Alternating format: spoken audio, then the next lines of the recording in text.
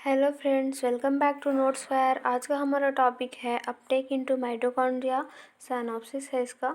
Introduction, definitions, mechanism of uptake into mitochondria, types of mitochondrial proteins, importance of mitochondrial Uptake, conclusion और reference.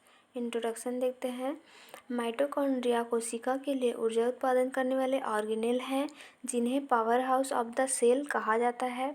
ATP संश्लेषण के लिए आवश्यक enzyme और protein mitochondria में कार्य करते हैं। हालांकि अधिकांश माइटोकॉन्ड्रियल प्रोटीन कोशिका के न्यूक्लियस में इनकोड होते हैं और साइटोप्लाज्म में राइबोसोम द्वारा संश्लेषित होते हैं। इसलिए इन प्रोटीनों को माइटोकॉन्ड्रिया में स्थानांतरित करने के लिए एक विशिष्ट प्रणाली की आवश्यकता होती है जिसे अपटेक इनटू माइटोकॉन्ड्रिया कहा जाता है। डेफिनेशन देखते हैं इसका। माइटोकॉन्ड्रिया एक डबल मेम्ब्रेन ऑर्गेनेल है जो कोशिका में ऊर्जा उत्पादन और मेटाबॉलिज्म के लिए आवश्यक होता है। यह एटीपी संश्लेषण, सेलुलर श्वसन और कई चयापचय प्रक्रियाओं में महत्वपूर्ण भूमिका निभाता है। अपटेक इनटू माइटोकॉन्ड्रिया वह प्रक्रिया है जिसके द्वारा साइटोप्लाज्म में संश्लेषित प्रोटीनों को माइटोकॉन्ड्रियल झिल्ली पार कराकर उनके सही स्थान तक पहुंचाया जाता है। इस प्रक्रिया में मुख्य रूप से दो ट्रांसपोर्ट सिस्टम टीओएम और टीआईएम दोनों शामिल होते हैं।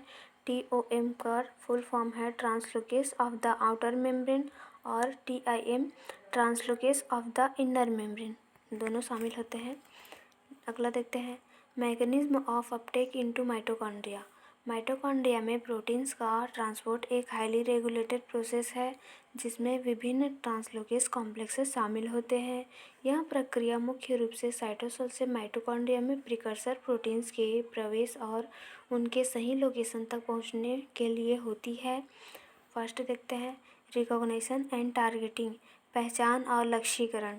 साइटोप्लाज्म में बनने वाले माइटोकॉन्ड्रियल प्रोटीन्स में स्पेसिफिक सिग्नल सीक्वेंसेस होते हैं जो इन्हें माइटोकॉन्ड्रिया में ट्रांसपोर्ट होने के लिए निर्देशित करते हैं।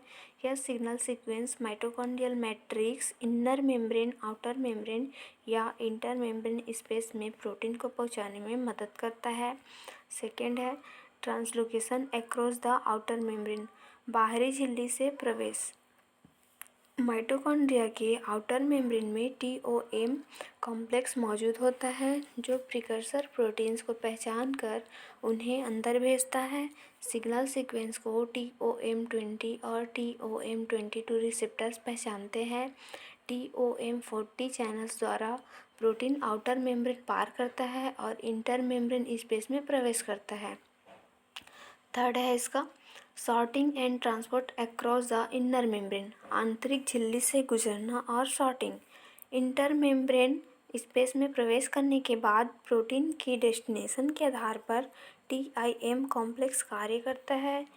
TIM23 कॉम्प्लेक्स प्रिकर्सर प्रोटीन को माइटोकॉन्ड्रियल मैट्रिक्स में ट्रांसपोर्ट करता है जहां सिग्नल सीक्वेंस हट जाता है और प्रोटीन फोल्ड हो जाता है। TIM22 complex inner membrane proteins को ट्रांसपोर्ट करता है और उन्हें मेम्ब्रेन में इंटीग्रेट करता है। Fourth, protein folding and maturation, protein का फोल्ड और एक्टिवेशन होना। मैट्रिक्स में पहुंचने के बाद mitochondrial चैपरॉन protein HSP70, HSP60 protein को सही तरीके से फोल्ड करने में मदद करते हैं। यदि प्रोटीन इनर मेम्ब्रेन का हिस्सा होता है तो यह सही स्थान पर इंटीग्रेट हो जाता है। माइटोकॉन्ड्रिया में प्रोटीन अपटेक की यह प्रक्रिया सेल एनर्जी प्रोडक्शन और मेटाबॉलिज्म को नियंत्रित करने में महत्वपूर्ण भूमिका निभाती है। Types of mitochondrial protein. Mitochondrial प्रोटीनों के निम्नलिखित प्रकार हैं। पहला है मैट्रिक्स प्रोटीन।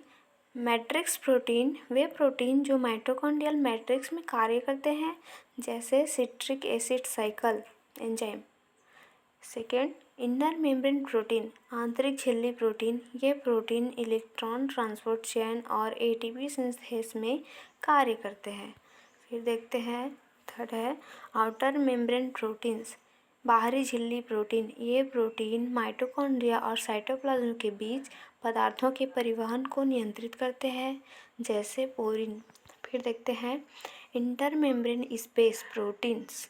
ये प्रोटीन इलेक्ट्रॉन परिवहन श्रृंखला में सहायक होते हैं, जैसे साइटोक्रोम सी। फिर देखते हैं अगला, importance of mitochondrial Uptake. Mitochondrial प्रोटीनों के सही स्थान पर पहुंचने और कार्य करने की यह प्रक्रिया कोशिका के सामान्य कार्यों और जीवन के लिए अनिवार्य होती है। निम्नलिखित बिंदुओं में इसका महत्व स्पष्ट किया गया है। तो देखते हैं पहला, एनर्जी प्रोडक्शन, ऊर्जा उत्पादन। माइटोकॉन्ड्रिया में मौजूद इलेक्ट्रॉन ट्रांसपोर्ट चेन ईटीसी और एटीपी सिंथेस एटीपी उत्पन्न करने में सहायता करते हैं। यदि प्रोटीन सही ढंग से माइटोकॉन्ड्रिया में प्रवेश न करें तो ऊर्जा उत्पादन बाधित हो सकता है, जिससे कोशिका जीवित नहीं रह यदि अगर प्रोटीन माइटोकॉन्ड्रिया में सही ढंग से प्रवेश नहीं करेगा तो ऊर्जा उत्पादन रुक जाएगा और कोशिका जीवित नहीं रहेगी। फिर देखते हैं सेकंड, मेटाबॉलिक रेगुलेशन, चयापचय नियंत्रण। Mitochondria fatty acid oxidation, amino acid metabolism और साइट्रिक एसिड चक्र जैसी महत्वपूर्ण चयापचय प्रक्रियाओं में शामिल होता है।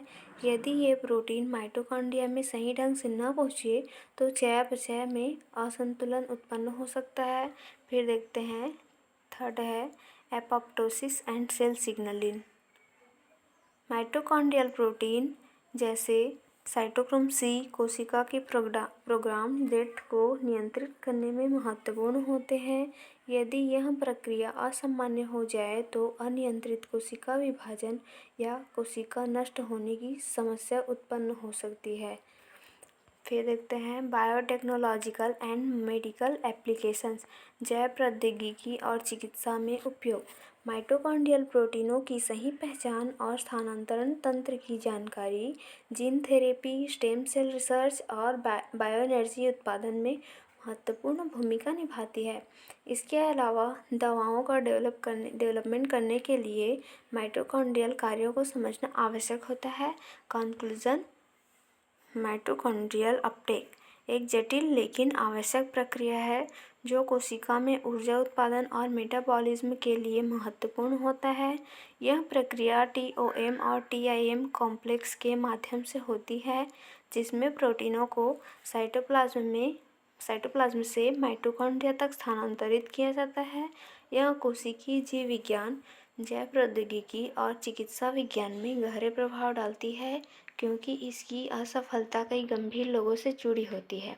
रेफरेंस है molecular cell biology PK Gupta, molecular cell biology De रॉबर्टी।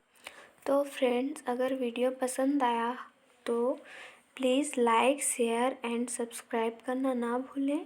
Thank you for watching.